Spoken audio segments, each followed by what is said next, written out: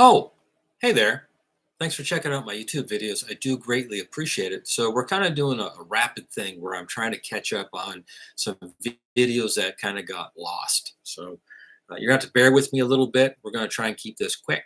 I know I normally do 30 minutes or 45, but I'm just going to try and go through some of the topics that were kind of deleted. So we picked up a 2013 Hyundai Genesis for Turo.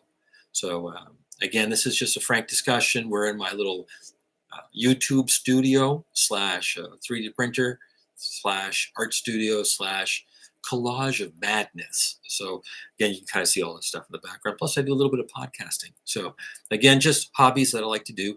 Turo is another hobby because I like tinkering on cars. Is kind of my thing, and I find the rental end of it, at least over the last year, to be kind of fast doing it. And I do enjoy doing the basic maintenance and care and kind of doing the hunt for the car. It's something that I think could turn into something a little bigger down the road. My goal is to try and get to 4 cars, and I'm using the cash car model. And we're going to talk about that. So let's let's dig deep into what a cash car on Turo is all about, because you're going to hear it on the internet, especially if you're looking at the U.S. stuff. Now in America, strangely enough, cars are cheaper. So when you hear some of the YouTubers down there talk about a cash car and they're going to spend around that $4,000 mark, that's $4,000 American. So you have to be aware of that. So if you're Canadian and you're trying to do that business model here, 4,000 doesn't get you a lot of car. So you need to bump that up to around 6,000 or even 9,000 in the Canadian market as far as what a cash car would represent. So a cash car, very simply, is a car you're going to pay in cash. There's the explanation. But why would you do such a crazy thing when you can go ahead and finance it? Well, on Turo, there's a couple of reasons why you wouldn't want to finance it. Number one, the interest charge. So if you're financing a car that is 10 years old, you're going to be in what we call a money lender, or almost a Shylock kind of. They do exist. You're going to be in that mid-20s interest rate because you're going to be at a buy here, pay here lot. Or you're going to be mid-20s or higher because you've put it onto a credit card. So those finance options for the older cars are very limiting. Now, if you're fortunate enough to be able to have a floating rate on a line of credit and you want to use that, maybe that'll work for you. And the reason that would work for you is you wouldn't have to justify the insurance coverage to your lender. And that's what to finance a car. So I'm going to go get a loan, which is great. Get a newer car, ease of life, less maintenance, less care. Bob's your uncle, and off you go, right? X amount payment equals X amount earned on Turo. It washes itself out. You get a free car at the end, right? So that's the idea, right? But here's the rub of it. So if you're financing your car through a traditional lender like a Scotiabank or a TD or anything of those guys where you're getting a decent interest rate because your credit is stable and the car is secured, put some money down, and maybe you're at that floating rate or you decide to lock it in somewhere. Let's call it, for the sake of an argument, 10%. Like it's not going to be, but let's say it's 10% for easy math. So you're going to owe the bank 10%. Which wouldn't be so bad if it was 10% of the purchase price, but it's 10% of like compounded interest. So the actual cost is more. So that's number one. Two is that the bank is going to have some criteria when it comes to insurance. And there's only a couple insurers in Canada that will really work with you if you are on Turo. And so that limits you right off the bat. And a lot of lenders will not allow you to take the risk. And that's the way they look at it, of you handing a car out that technically they kind of own because the note is secured on that car. So it means you either carry really high insurance for that type of coverage, or you have to do it under the table and not really tell them that you're on Turo. The problem with that is if something comes up, they can demand the loan be paid in full now because you broke the contract. So that's a very real thing that can happen. And the lender's going to look at it from the standpoint of you're no longer a client that's preferred because you've broken a contract, an agreement with them, and they're going to want payment, and they're not going to want to refinance you on anything. you're going to have that painted little mark on your credit rating. So that's something to avoid. The other issue is they may not call the loan, but they may restrict the car. And they do have items in that contract you signed that's going to make you take it off Turo. So that would be the silver lining if they did that. The nightmare would be pay today, car repo tomorrow, right? So that's worse. So it's one of those things where, again, that's where a cash car or something that you put onto a credit card or a line of credit, you're not going to have to worry about that. So you can run your bare minimum personal insurance and then let Turo pick up the insurance when it's out on the rental, right? So that's fine. There's no issues with that because you're kind of in a roundabout way. You're sort of self-insured because your deductible is going to be high enough where you're looking kind of deductible. And I paid 6 for the car or 7 for the car. Really, it's a wash if you made a claim. So you probably wouldn't. You'd probably assess the damage and go, well, okay, is it repairable? And you'd probably try and fix it on your own, or you'd wash your hands of it and say, okay, well, let's move on to the next car and sell that one for parts or scrap, or you do something, you take the hit. But in a perfect world, you would have made some time on Turo. You would have made some money to offset that loss. So that's why you'd go with a cash car. Now, the other one with the cash car, if you're going to stay in that business model of $6,000 to the $9,000 range in Canada, that's sometimes the tax and administrative charge and finance charge on a new car. So, you know what I mean? Like the number just makes sense. And then you look at it from the standpoint of the depreciation curve. So, and if you do any other videos, there's a discussion about this. So you buy a brand new car and it's puts along here and you're going, right? And you're going, well, I don't have to pay for tires. I'm just doing oil changes. Brakes are going to be decent. There's not going to be any real maintenance costs attached to it for at least the first 24 months. You go, okay, that would make sense if it was a daily driver and it was like average use. But the dilemma is it's not average use. If you are successful on Turo, it should be out 20 days out of the month. And if it's out 20 days out of the month, it's with a renter. And I'm not saying that they're going to be abusive on your car, but they're not going to be ginger either. So it's one of those things where it's going to be higher wear than you would realize if you were driving the car yourself. It's going to be higher wear because of the kilometers put on the car as a rental. It's going to be higher than what you do personally. So at the end of the year, you're going to look and go, okay, well, 40K on that 1-year-old car now. Look at rental fleets. You're going to see that that's a pretty normal thing. And then you're going to go, if I'm at 40K, I might be doing brakes. So now I've got this car payment that's interest charged, and now I'm starting to get into some big service bills. Brake work, 40,000K on a soft pliable tire that the vehicle came with originally. You may be looking at doing a replacement of 2, maybe even 4 at that point, because the manufacturer puts these really quiet tires on with a very soft pliable rubber, so that it's when you're in that new car, it sounds nice, right?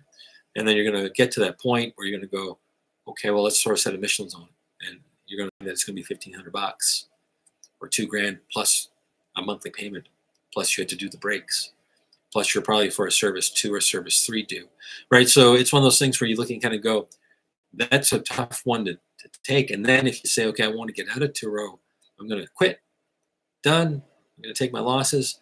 I haven't realized the loss in the car yet because you haven't calculated it's not that you haven't calculated, you haven't experienced the rate of depreciation yet. So in other words, that first year is 30 points.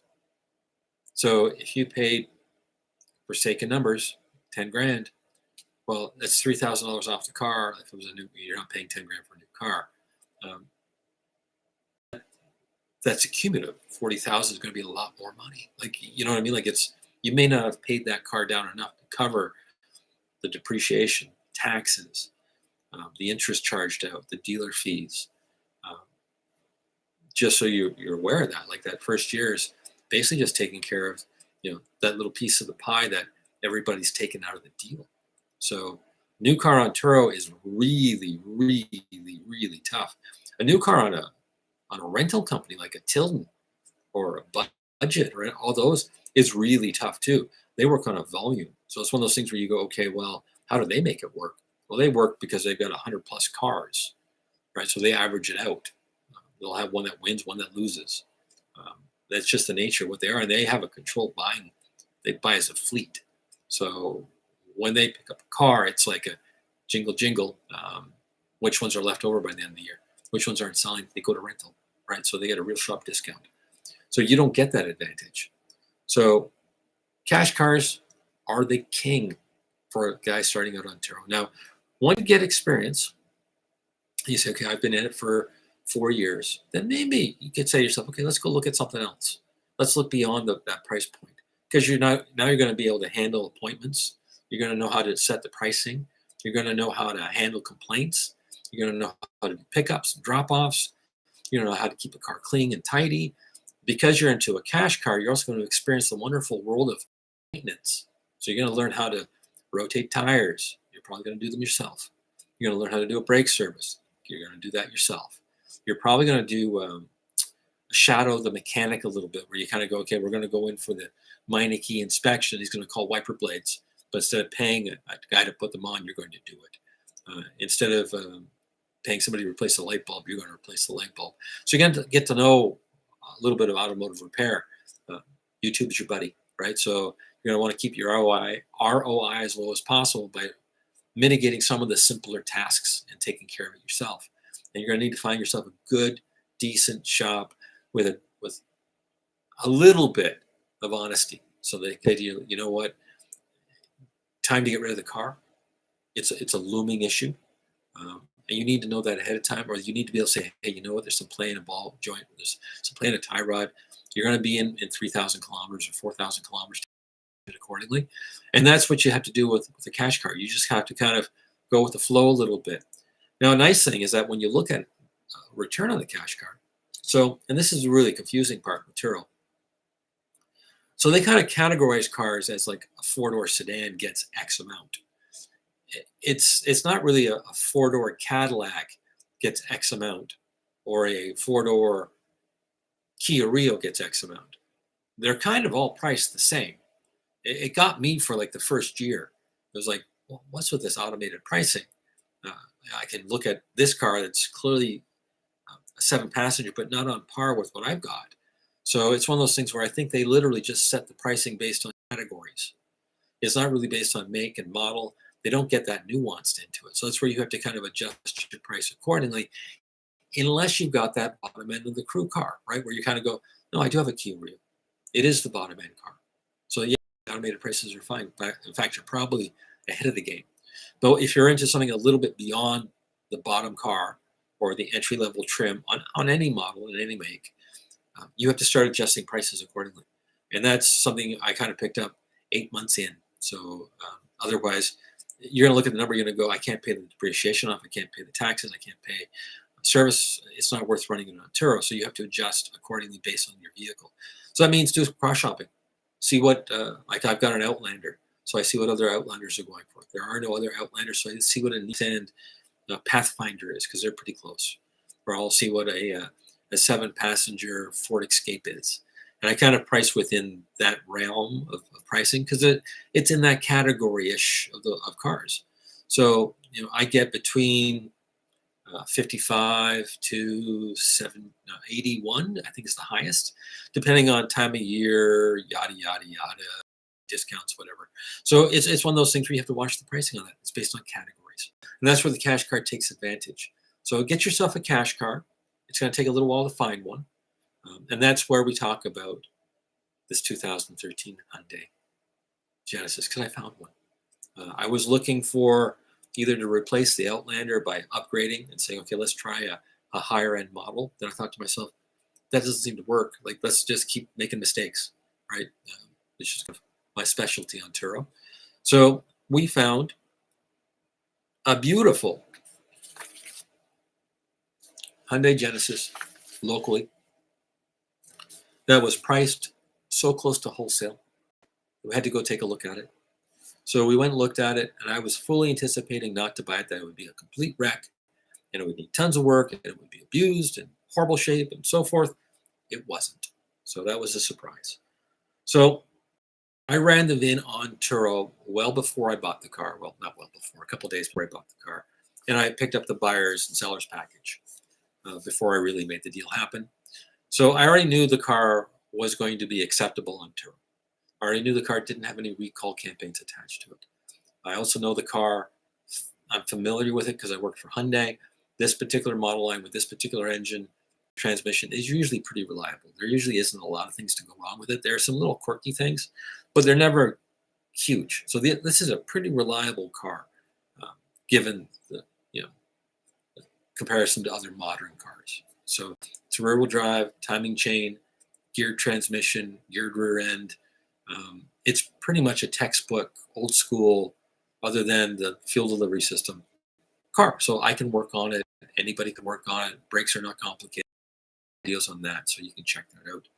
So close to wholesale, qualifies for Turo. It's right at that bottom curve. So I paid for this particular vehicle $4,000, and it sounds like a good deal because wholesale on it is 3,500. So wholesale doesn't incorporate things like what you would have paid for an auction fee, or what you would have had for a dealer license, or what would have been a garage policy for insurance, right? So to pay close to wholesale is a pretty good deal in my mind for a car that's solid. And this car is solid. There's some issues with it, but we had to do the brakes, which no big deal, easy job. Parts were reasonably affordable too. And now I have a car that's got brand new brakes for Turo, right? So now I'm going to get 2 years out of those, ideally in a perfect world. So again, I get that service work out of it. The other one is it needed a couple little things related to a power door switch. No big deal, easy stuff, right? Just a couple little notes of concern. So again, by the time I'm done doing the safety and the repair work, I'm closer to the $5,000 mark pretty easily on this one. The quote from the safety was around $2,300. Bear in mind the shop rates in Ontario are going to be 150 bucks an hour. So it adds up real quick. Plus you throw in UAP Napa or jobber parts without doing a competitive cross shopping. It gets to that price point real quick. So you need to say to yourself, what am I going to do about a high cost safety? So brake pads and rotors bought off of eBay, half the price of what they would have been at UAP Napa or Canadian Tire. So literally half the price. So Canadian supplier, no duty, straight to the door. Took it from that standpoint. Because I was able to on the parts cost, I kind of went a little overboard. So not overboard, but I bought coated rotors for the rear. I bought brand new brake shoes. We bought hardware. We basically bought everything that you want in an ideal world to do a brake job. So there's nothing really on those brakes that I can go back and say, hey, you know what? There's a failure point. No, it's got new springs in with the parking brake. It's got cables lubricated. Drums are good. Discs are good. Pads are good. Everything on that car is going to be fine for a little while. And I've given it a good run. It feels great. So again, brought that down to about $1,000 on the safety. Then we have to pay taxes. So taxes on this one, they strangely enough tax it at a value of $5,000. You can't debate with them. It's just what it is.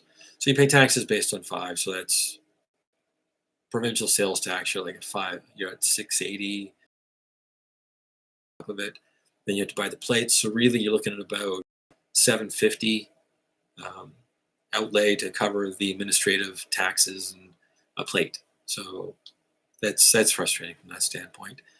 We talked about that in a previous video that got deleted, which is kind of good. These are not, the MTO does not guarantee these to be accurate. You would think that on an update, because I bought this the day before, then I went in and the prices had gone up. You'd think on an update on an older car, the price would go down, but they figured the wholesale value was 5. So it's kind of, are they right? Are they wrong? I could go get it appraised, but I have to pay for an appraisal. So it washes out what would have been charged. So it's one of those things you can look at and you can go forget about it. Pay the taxes. So now we're pretty close to 7, like on it. So there it is, right? So this cash car is going to work really well for me because I think I'm going to get around that $50 mark. I'm going to make it price point on par with what you'd get with a Sonata. So I figure if you're looking at the Sonata and you're local, you're going to go, well, I could get into a nice 2013 Genesis instead of the 2013 Sonata. I can be in a little bigger car, a little more room. Um, Curb appeal, I don't know if it's better or worse, but it's just different, right? So it's one of those things where I think it'll do well. There's no other 2013 um, Genesis on the platform, so it means there isn't really a cross reference. So if someone is looking for one or they're looking for something different, I don't have six to deal with as a competition. And this car is really, it's almost like it's a rental package. Like it's perfect from the standpoint of a Turo operator. Instead of the big 18 and 19-inch tires that you get in the higher trim models, this one has a 17-inch, and the 17-inch rim is basically a Santa Fe rim, from what I can tell. So essentially, it means that if there was rim damage or curb damage or anything with that, I should be able to find the OEM 7 pretty easily with little or no fuss, right? With that said, I should be able to find the wheel sensors with little or no fuss because there's a surplus out there. So that's fine. The other one is because it's a 17, the tire size is off the rack, affordable. So it means tires pass safety this time around. If I go throw some snow tires on it, I will probably get 2 years or till the end of life on the tires that I currently have. So that's exceptional. But again, you could get a crazy Turo driver that burns through them in one visit. It happens. So having a 17-inch means I can go to the tire rack and say, okay, I can spend $100 and get a pretty decent mid-range, all-season tire kind of to fit on that. So that's great. A little install, I can get a set of tires for $600 by doing a little conscious shopping and just kind of doing our thing, right? So this makes this car very affordable as far as serviceability.